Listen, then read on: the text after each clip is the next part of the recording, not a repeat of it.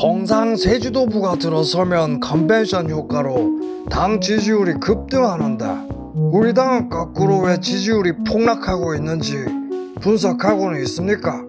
또다시 총선을 앞두고 비대위 체제로 가지 않는다는 보장이 있습니까? 시장님, 김기현 대표가 만만해요?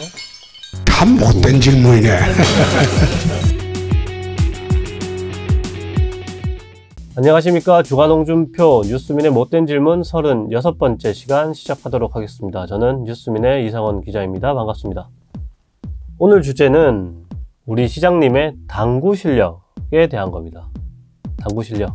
무슨 말이냐? 지난 방송에서 우리 시장님이 김재원 국민의힘 최고위원을 욕하는 이유를 살펴봤었는데요. 그 연장에서 우리 시장님 당대표에게도 준엄한 꾸짖음을 내놓고 있는데요. 저는 이게 사실 당대표를 때리는 척 쿠션을 놓고 윤석열 대통령을 때리는 게 아닌가 하는 의문을 갖고 있습니다.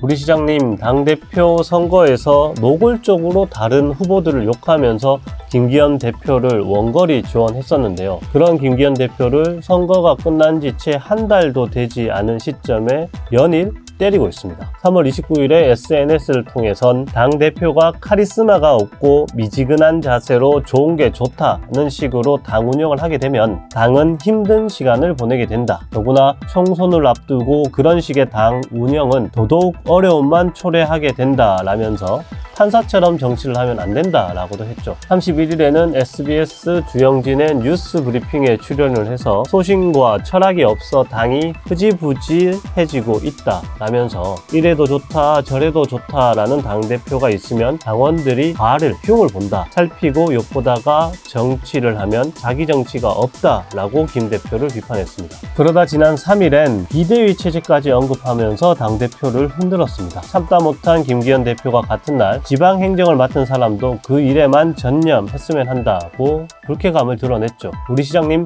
원래 뒤끝 있다라고 스스로 밝혔듯이 같은 날 정신무렵 바로 반박을 해버렸습니다. 이사야 같은 선지자라고 스스로 추켜 세웠으니 그 밑에서 잘해보라 라면서 나는 그냥 대구시장이 아니라 당대표를 2번이나 지내고 없어질 당을 바로 세운 유일한 현역 당 상임 고문이다 라고도 했습니다. 참 어이없는 당대표라고도 덧붙였죠. 제가 김 대표였다면 바로 한마디를 더 했을 것 같긴 합니다. 당대표는 상임고문의 부하가 아니다라고.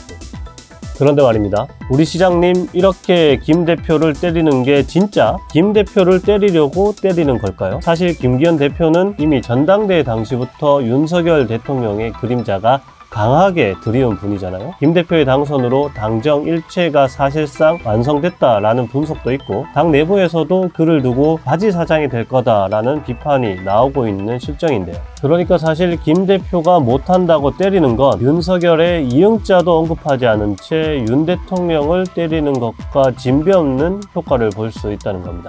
특히 우리 시장님 당 지지율이 떨어지는 걸 두고도 대표에게 책임이 있는 양 몰아붙였는데요. 실언을 하는 김재원 최고위원 같은 사람을 정리를 못해서 그런 거인 양 말입니다. 그런데 말입니다. 지난 한 달간 당의 지지율 추이를 한번 보면 우리 시장님이 진짜 그렇게 생각해서 이렇게 이야기를 하나?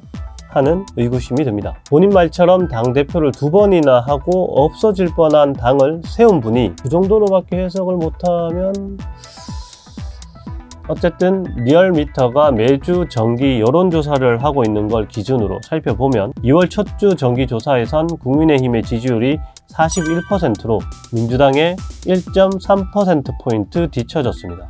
하지만 전당대회가 진행되면서 지지율이 올랐고 전당대회 전주인 3월 첫 주에는 44.3%까지 올랐습니다. 민주당의 40.7%를 앞섰죠. 그런데 3.8 전당대회가 있던 주에 이루어진 3월 2주차 조사 3월 6일에서 10일까지 이루어졌는데요. 이땐 41.5%로 다시 떨어지면서 민주당에 밀립니다. 왜 오르던 지지율이 떨어졌을까요? 이땐 김재원 최고의 실언도 없었는데 말입니다. 맞습니다. 3월 6일에 정부가 제3자 변제를 통한 일제강제동원 피해자 문제 해결안을 발표했기 때문이라고 보는 게 합당할 것 같습니다. 당시 정부의 해결책에 대한 호불호를 묻는 여론조사도 여러 번 진행이 됐는데 긍정보다 부정 의견이 약 2배가량 많은 결과가 확인이 됐습니다. 당 지지율은 그때 이후 하락세를 유지하고 있습니다. 3월 3주차인 37%까지 떨어졌고요. 민주당과의 격차는 9.4%포인트까지 벌어졌습니다.